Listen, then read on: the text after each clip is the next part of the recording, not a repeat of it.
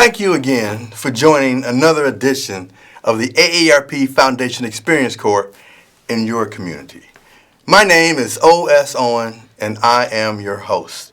Today in our studio, we've got some fantastic, phenomenal individuals.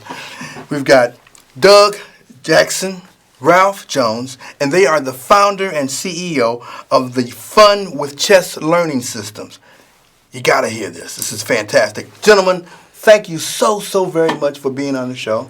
I want to say thank you on behalf of our volunteers. That event that you guys had a couple of weeks ago during the NBA All-Star Chess event was just fantastic, and my volunteers really appreciate it, and they want to do more.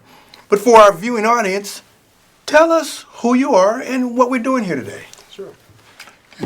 First of all, Youth Development Systems is the name of the company, and our product is the Fun with Chess Learning System, specifically developed to make it easy for students to learn how to play chess, because it's extremely important that students learn to increase their critical thinking skills. If we're going to have a future in the kind of economy that we're going to have to exist in, that's a global economy, that's a digital economy, you're going to have critical thinking skills. You're going to have to be able to identify alternative, analyze those alternatives, and make the proper decision. One of the things I'd like to do, though, at this point is to do a shout out to the Chicago Chess Initiative. They are really the ones that hosted the NBA All-Star Tournament. Right. And we really appreciate the fact that we were able to participate with them. They initiated that participation. They also initiated the relationship that we have with you. So we're very happy about that. And we're appreciative of that relationship, so that's what brought us together. You, sir. Doug Jackson with Fun with Chess, or the Youth Development Systems. Got into chess for a number of different reasons. My background is not in chess. My background is more so in instructional technology. Technology. So I've worked with schools for over 25 years implementing instructional technology, whether it be to benefit students in reading, writing, language arts, science, mathematics, you name it. And when Ralph approached me about chess, not being that avid chess player, I had to go back and do some research. And the research is just phenomenal on chess as it relates to young students and chess as it relates to senior citizens. You name it. Chess is just an across the board, a sort of a mental tonic. I like that, mental tonic. It's a mental tonic. So let's get into it. Yes, sir. When did chess start? Or who invented chess? Oh, wow. How did it come to us? You know what? You could probably ask a few people and get a few different answers. But from the research that we've seen, we saw that chess was developed around 1,500 years ago. And from what we can see from India, and then it went from India and it traveled and it made its way to Europe and then over to America.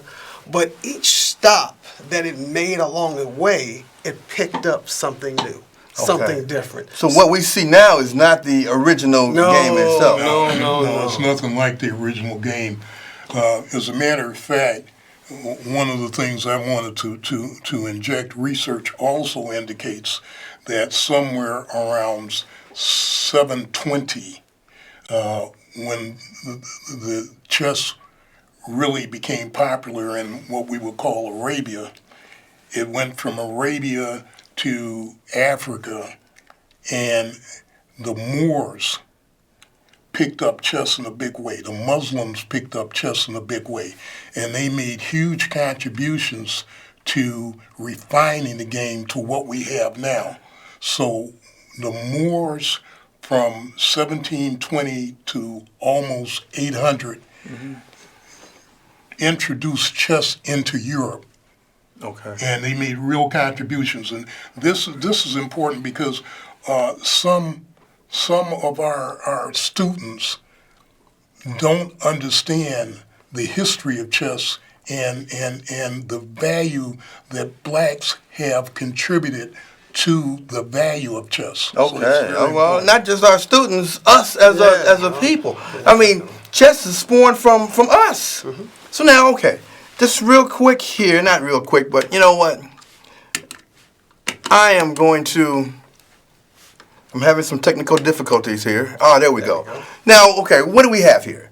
What do we have here? So this is the chess training board. All right. So this training board was really designed for students, especially young students, to learn the game quickly. But also we found out it's a great tool for those parents to play with their kids who are learning, and those parents who may have forgotten how to play and they hadn't played in years. Okay. Now with the board, they can see the little diagrams around the sides there, and now they can be a refresher This for is them as well. a training board. Now, Correct. how many pieces are on the board? You got 16 pieces on each side. Okay, so it's like a war. You got a war. Well, What was that? You've got two things going here. Okay. Okay. One of the premier black chess masters, Yes. his name is Maurice Ashley. Okay. He describes chess as mental combat. Mental combat. Mental combat. Okay. Because you bring everything you got to the chessboard, and what you are constantly doing is determining what attack is being made against you and what you can do to attack the opposition. One of the reasons chess came about is because early on they wanted to be able to determine the best war strategy without losing many men. Okay. Chess allowed them to do that. It allowed them to test the strategy, to find out how or anticipate how the enemy would react, and then anticipate what you were going to do. And that's very important for today's environment because things are very, very complex. You have to be able to determine what your alternatives are and pick the best choice. That hasn't changed. So okay, so the ultimate end game here is what? Of chess. What's the ultimate end game? checkmate. And checkmate is the capturing or the positioning of the king in a way that the king can no longer escape. The king cannot win. I mean, the king can't escape your attack. so now the queen is the most powerful piece on the board. Yep. However, the king determines whether you win or lose the game. Lose, correct. All right. Now you mentioned earlier in our conversation that this was kind of the impetus or the foundation for some of these video games. Well, as Ralph was explaining, when chess was originally developed, it was developed as a way to give royal families battlefield experience. Royal families and- battlefield experience. You had royal families, you had generals, kind of the military. It wasn't a game for the common man. Well, It was let's go. So we're talking about the general. So we've got a rook here. We have our rook. We've got our knight. Got our knight. So we got a bishop in the game. Yeah. We've got the queen and the king. So you say royal, literally these are royal are. pieces, you know. Right. And the knight, well, is one of my favorites because the knight can move. It's the only way Yep. that any other player can move. He can move four squares at a time. And the queen can do every move except that of the knight. Correct. So the strategy behind this, you said that to not have loss of life, that the royal families and the generals use this as a simulator. As a simulator. You know, that's powerful. Well, and I just real quickly, I tell my students when I'm in the classroom, especially my middle school kids, that they're more familiar with modern warfare and they're more familiar with some of the video games that simulate battlefield experience. And I tell them, hey, before when we first get started, that this is the first battlefield simulation game. It's chess, and then now we have all these video games that do the same thing. But before there were video games, there was chess. But it goes to your point of critical thinking, analytical thinking. Definitely. For me, this is how I got out of college. Wow. Playing chess. At one point, I didn't think I was going to graduate, and I said, well, I got to figure out a strategy. And I was the chess guy on campus, and I said, well, I put me on one side and put the college on the other side, and that's how I actually graduated, developing a strategy, that critical thinking, and without losing myself, I used my pieces there. Brilliant. We have research, tons of research, that indicates that chess training is almost four times more effective than any other activity at improving critical thinking skills. And when you think about it, every time you pick up a chess piece, you have to make decisions. You have to do an analysis of what your situation is. And we tell students all the time that when you pick up a chess piece, think before you move. And the issue is, once you get that discipline, that mental frame of mind, you can't confine it to chess. There's no way that you can get used to identifying alternatives, analyzing alternatives, and make the best choice, and only do that doing chess. Yes, yes. It carries on. So, gentlemen, right. share some success stories with students, with seniors, outside of what you do. Sure. Well, the one I have... Well, look at our viewing audience. In fact, if you're just tuning in, you are tuned in to the AARP Foundation Experience Corps in your community. And today we have Doug Jackson and Ralph Jones, and I'm going to say this, they might beat me up afterwards, but the chess gurus who understand the history of chess, and they're here today with us explaining why chess is what it is and why it's so important for us as a people and how it's impacted our culture. Gentlemen, as some stories, please. Well, the one I was going to tell is one where we had a student, and the student was in a what they call a individual lesson plan, meaning So what was happening was his mother got very upset when he was assigned to a chess class because he was behind reading, math. He was behind in most of his topics. Okay, but after 8 weeks of working with the chess class, she noticed that he became less hyper. He became more focused. His reading scores went up. He got more confidence. And at the end of the 8 weeks, her statement to us was that she saw a future for her son that she never would have imagined before he started playing chess. That's fantastic. That is the one I love. That's fantastic. That's fantastic. Now, you got a story for us. Yeah, I can. Pick one. I know you've got many. I had Pick a story one. just this morning. A few things before I jump into the story. Though the story that Ralph just shared is also backed up with research. I mean, there's research out of Texas, there's research out of Germany that talks about special ed being a benefit, about chess being a benefit for special education and for alternative ed students. And from that research, we actually deliver chess training as an intervention strategy in school. So we don't just do after-school programming for kids who are interested in it. We do during school program as part of an intervention package, intervention study. So now those students who are, as Ralph was describing, who are having difficulties in the school, not really interested, now chess is a little different for them in the school day. So that's a little bit just to back up Ralph's story. The success story I have was actually told to me by a principal when she shared it to me from a school we work with on the south side of Chicago. And it's with a young lady who was a young girl who after school was on her way home from school, but there were some kids on the corner that she really didn't want to be around. She's like, I don't really want to walk through those kids. Could have been trouble for her. So what she decided to do, and this was just so awesome, she said to herself, I'm going to move like a knight. Which means instead of going straight into the crowd that she didn't want to, she went 1 block over and 2 blocks up, which is exactly how a knight moves. And one thing that we say is that the chessboard itself is a grid, is a quadrant. This could easily be city blocks. So she recognized the chessboard, she recognized how each chess piece moved and how it could benefit her in life. That's fantastic. It's the ultimate goal. Now let me ask you this. Now growing up, I used to see brothers in the park playing chess, all the time. It was part of my social activity to go to the park, play chess, and watch these brothers socialize. Now my question is, I didn't see a lot of women. I know that they've got masters. Are there any black female masters that play chess, and are there places that they congregate and play? Well, as far as the congregation is concerned, you do see more males than females, but actually, the right now, the youngest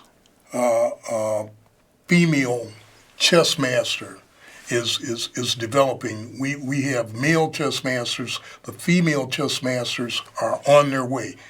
The youngest female chess master is probably going to get the points she needs to get the master designation this year. So when you say youngest, what do you mean? I mean, in teens or in the teens. Teens. So. She's going to do it before she turns 18.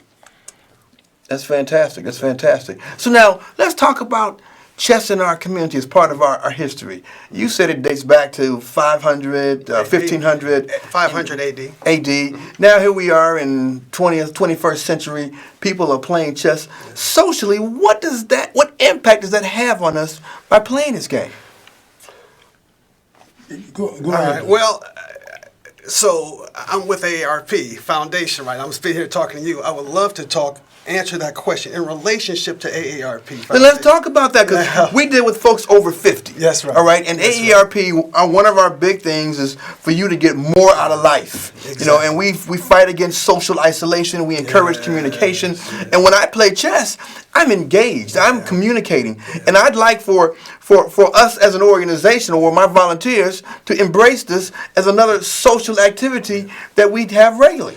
Well, and that's kind of where I was going. One thing that we find in the senior citizen population is that, I mean, you have physical, you have mental, you have emotional issues there. But one thing that chess does is that chess can actually address all three. But chess... Tell me more. There we go. So one thing that chess does as a social outlet, it allows people to play together. So you're never quite playing alone. You have a friend with you. So that's social. That's just social. Communication. It's social interaction. And it's not just one-on-one. You can play in a chess club. You have a lot of senior citizen homes and senior centers that have chess clubs there. Okay. So seniors can go and participate. And if they don't have one there, it's not too difficult to start. You know, we would love to come out and do workshops. And you will. Now let me go back to our board here. Now, okay, so, and I want to go back because you made the reference that the young lady said she would move like the night, go a block up, and 2 blocks up and a block over. Correct. How powerful, was that, and the strategy that we imply today? I mean, you look at this board and you can see the east side, the west side, the south side. You can see the city and how you maneuver and how you manage through that. And I just love that analogy. Now, okay, while we're here, so this is what? A pawn. Okay. The purpose of the pawn is what? Well, the purpose is to represent, I'm sorry, Ralph, but the purpose is to represent the common man. You know, the pawn represents kind of the everyday individual within a community. Okay. That's what the pawn represents. In the community, because this is a community. All right, a royal community. You got two communities going at it. And as a function, okay, the pawn is a foot soldier. So they can either do 2 at the first or 1. One at the first. Let me just go back and explain something about the board. Okay, please do. Because I think it's really important. We have a patent pending on this board. Okay. And the reason is because we were the first ones to take the chess diagrams instructions and put them on a mini chessboard. That does 2 things for us.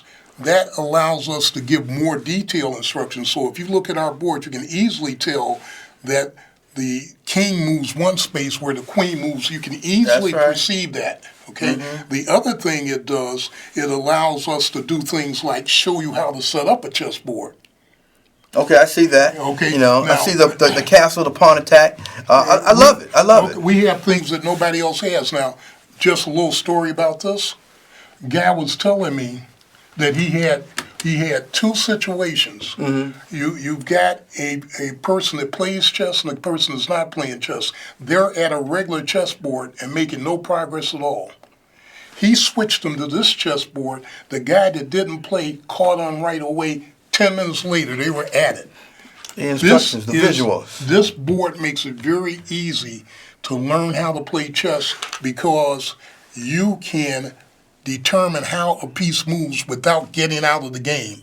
All you have to do is look down. Look down. Now I'm going to ask this question. Who determined or how they decided for them to be black and white? I mean, where did that come from? Does anybody know? Well, they don't have to be. Right. Let's start there. Okay. They have to be dark or light. When we talk about the pieces being dark and light. Okay. They do not have to be black and white. Right. Well, I mean, it's a great stimulation. Ebony and ivory. You know, the tickle the ivories, the keys. Well, I mean, but we look at our society, and you know, this is what we see. Well, you know. The one thing you don't want to do is get your enemy confused. Okay. The contrast is necessary. Okay. Okay. You have to be able to determine who your enemy is. So, what's the hardest challenge in learning the game? Hardest challenge in getting people interested or excited in the game? What challenges do you face in doing that? Well, actually, this board helps to alleviate those challenges. But some of the hardest challenges that I've seen, especially working with young children, is that before you can play the game, you have to recognize how all 6 pieces move. So first you have to learn how the 6 pieces move independently, and then you can get into strategy. And a lot of students, especially younger ones, they don't have the patience necessarily to learn how to do that. They don't want to learn first. They kind of just want to play. So what this board does, especially with the diagrams along the side, is that you don't necessarily have to remember right away. Okay. You can look down and learn and keep playing. And what that does, it kind of speeds up the process. So even as an instructor, the board becomes almost like an open textbook. So that as you're asking questions, as you're working with students, they're looking down and answering questions. Instead of saying, oh, I don't remember, I don't remember how that does. What does that do again? No, they look down and say, oh yeah, it's the knight moves 2 moves up and went over. Okay. So this kind of helps. There's a reason why we address that. So your question, what was the most challenging hardships and understanding the game, getting involved in the game, and getting excited about the game. I mean, you can walk down Michigan Avenue during the summer, and they have lightning chess, speed chess, and let's talk about that. You know, I'm not a clock kind of guy, blitz. So what's the difference between lightning chess, speed chess, or blitz chess, or even that strange thing when they call it the 3 level? You're playing chess on 3 level. What do you call that? Do you guys? Three-dimensional chess. Yeah, well. Yes, I mean, it's actually, in theory, it's one board, right? But you're on 3 levels. And that requires a whole lot of thinking, a lot of concentration. Exactly. So, okay, describe for our viewing audience the variations of chess, such as blitz, lightning, whatever. Well, the first thing you have to be able to do when you play chess is you have to be able to read your opponent and have some idea of what he's going to do. When you start talking about blitz chess, you have that much time to figure that out. How much time is that? It depends on 5 minutes for the game, or Well, when you talk about true blitz chess, you're getting seconds to make a move. I mean, it goes like that. That's why I've watched those guys on Michigan Avenue, and every 25 seconds they hit the clock and they're moving. So they're anticipating, they're forcing their opponent to move here, to move there by making this move. They're about 12 to 15 moves ahead. I mean, it makes my heart beat irregularly, just the anticipation of this going on. One of the things that you hit on, though, and that's very important, is that you have to have a plan. You talk about strategy. It's impossible to play that fast and do it all off the cuff. Yeah, I would imagine. You have to have, and that's one of the things that chess teaches you is the strategy. And one other point, we talk about older students. A lot of older students, especially those with memory deficits, they have reservations about being able to learn this. This is a tremendous asset for them. Well, now, I'm going to have to stop you right now. Look into our camera and speak to our viewing audience. If you're just tuning in, you are with the AARP Foundation Experience Corps in your community. And we're here with Doug Jackson and Ralph Jones, the chess gurus, for the term that I'm going to use. How can anyone reach you that wants to reach you in our viewing audience? Well, first, our website is funwithchess.com. Say that again. Funwithchess.com. Funwithchess.com. Okay. And Doug's email address is djackson@withchess.com. ydschess.com. Mine is rjones@ydschess.com. The phone number is 800-906-9759. Well, I want to thank you, gentlemen, for being with us. Let me give a shout out to our producer, the Black Butterfly. Thank you for tuning in to another edition of AARP Foundation in your community.